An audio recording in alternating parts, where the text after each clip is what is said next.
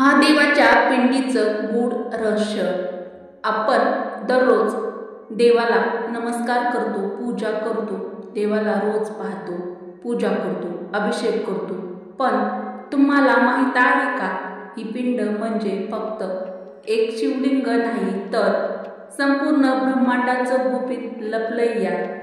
महादेव स्वतःच या पिंडीच्या स्वरूपात का प्रगट झाले आणि ही पिंड इतकी खास का मानली जाते, हे रहस्य आजवर कुणालाच समजलं नाही. पण या व्हिडिओमध्ये आपण उलगडणार आहोत महादेवाच्या पिंडीचं एक असं रहस्य जे ऐकून तुम्हाला विश्वास बसणार नाही.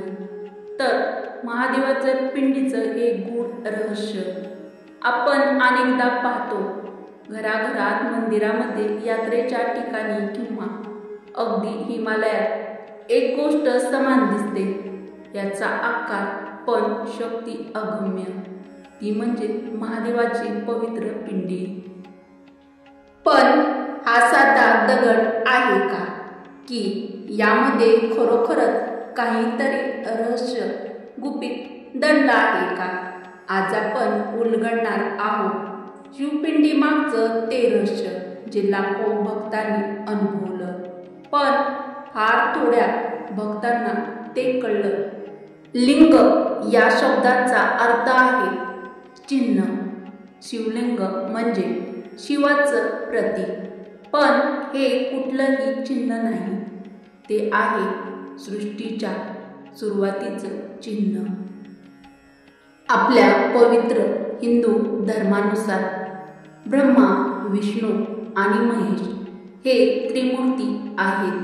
पण या त्रिमूर्तीच्या आधी काही होतं का? होतं. ते म्हणजे शिवलिंग, म्हणजेच महादेवाची पिंड.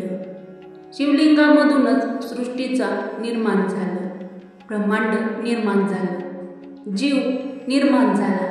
असं मानलं जातं की शिवपिंडी हे ब्रह्मांडाचं मूळ आहे. महादेवाच्या या पिंडीचा गोलाकार भाग म्हणजे ऊर्जा आणि खालील चौरस भाग म्हणजे पृथ्वी, जल, अग्नी, वायू आणि आकाश या पंचमहाभूताचं प्रतिनिधित्व म्हणजेच महादेवाची पिंड. व्हिडिओमध्ये पुढे जाणून घेणार आहोत महादेवाच्या पिंडीचे प्रकार. शिवलिंग मुख्यतः 3 भागात विभागलेले असते. प्रथम भाग ब्रह्मभाग, सर्वात खालचा आधार. दुसरा भाग विष्णू भाग, मध्ये जो अर्धगोल आहे. तिसरा भाग रुद्रभाग, वरचा ज्यावर अभिषेक केला जातो. हे 3 अंगे म्हणजेच सृष्टीची रचना, पालन आणि संहार याचं प्रतीक. अशा प्रकारे ही महादेवाची पिंडी फक्त भक्तीच नव्हे तर ब्रह्मांडाच्या कार्याचंही प्रतीक आहे.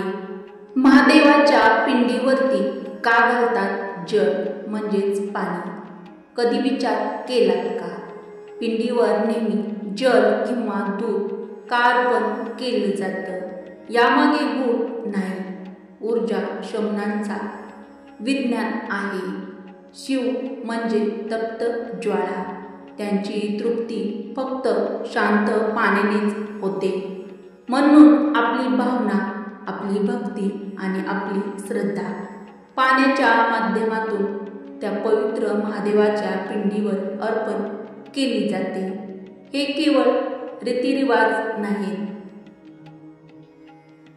हे आहे आपल्या आत्म्याचं परमेश्वराशी थेट कनेक्शन. व्हिडिओमध्ये पुढे जाण्याआधी कमेंटमध्ये हर हर महादेव नक्की लिहा. महादेवाची पिंडी बोलते का?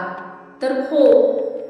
काही योगी, साधू व तपस्वी सांगतात की शिवपिंडी ऊर्जा देते, चेतावते आणि अनेक वेळा बोलतेही.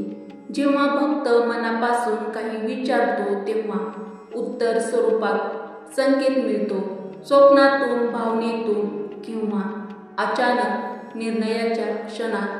तुमच्याकडे जर महादेवाची पिंडी आहे तर तिच्याशी संवाद साधा. तिला फक्त अभिषेक नको पिंडीला तुमचं प्रेम, मन आणि मौनातील श्रद्धा हवी आहे. घरी महादेवाची पिंड ठेवताना या चुका टाळा. जर तुम्ही तुमच्या घरात महादेवाची पिंडी ठेवत असाल तर काही गोष्टी नेहमी लक्षात ठेवा. पिंड नेहमी उत्तर दिशेकडे ठेवावी. पिंडीवरती म्हणजेच तिच्यावर दररोज जल अर्पण करावं.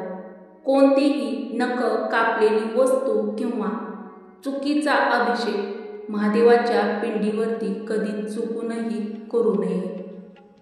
पिंडीसमोर अपशब्द, राग आणि वादविवाद नको, तर हे नेहमी टाळा. कारण महादेवाची पिंड फक्त मूर्ती नाही, ती एक ऊर्जा केंद्र आहे जिथे परमेश्वर स्वतः निवास म्हणजेच वास करत असतो. वैज्ञानिक दृष्टिकोन. तुम्हाला आश्चर्य वाटेल, पण काही वैज्ञानिकांनी मान्य केलं आहे की शिवलिंग एक पॉझिटिव्ह एनर्जी झोन आहे. व्हिडिओमध्ये पुढे जाण्याआधी व्हिडिओला एक लाईक व शेअर नक्की करा. हिमालयात असलेली अमरनाथची पिंड आपोआप बनते बर्फातून. ही गोष्ट आजही विज्ञानाला खूप रहस्य वाटते. तसेच नर्मदेश्वर पिंड जी नर्मदा नदीत आपोआप तयार होते, ती हजारो वर्ष टिकते आणि ऊर्जा निर्माण करते. ही केवळ श्रद्धा नाही, हे आपल्या अस्तित्वाशी जोडलेलं शाश्वत सत्य आहे. महादेवाची पिंड म्हणजे फक्त एक दगड नाही, ते आहे आपल्या भक्तीचं, विश्वासाचं केंद्र, शांततेचं प्रतीक आणि आत्म्याचा आधार. तर तुमच्या पण घरी किंवा तुमच्या देवघरामध्ये तुमच्याकडे महादेवाची पिंड आहे का? तर असेल तर नुसती तिची पूजाच करू नका. तिच्यात देव पहा आणि तुमचं मन, विचार आणि भावना तिच्यावर एकवटा. शिव स्वतः म्हणतात, मी मंदिरात नाही, मी त्या भक्ताच्या अंतःकरणात म्हणजेच त्याच्या हृदयात असतो, जो माझी पिंड मनापासून पूजतो. हर हर महादेव, हर हर शंभो. अशाच आध्यात्मिक व नवनवीन माहितीसाठी मराठी रोहिणी किचन या आपल्या मराठमोळ्या चॅनलला सबस्क्राईब करा, लाईक करा व तुमच्या मित्र परिवारासोबत, बहिणींसोबत हा व्हिडिओ शेअर नक्की करा. चला तर मग भेटू अशाच पुढच्या एखाद्या छानशा व्हिडिओमध्ये. व्हिडिओ पूर्ण बघितल्याबद्दल तुमचे मनापासून धन्यवाद.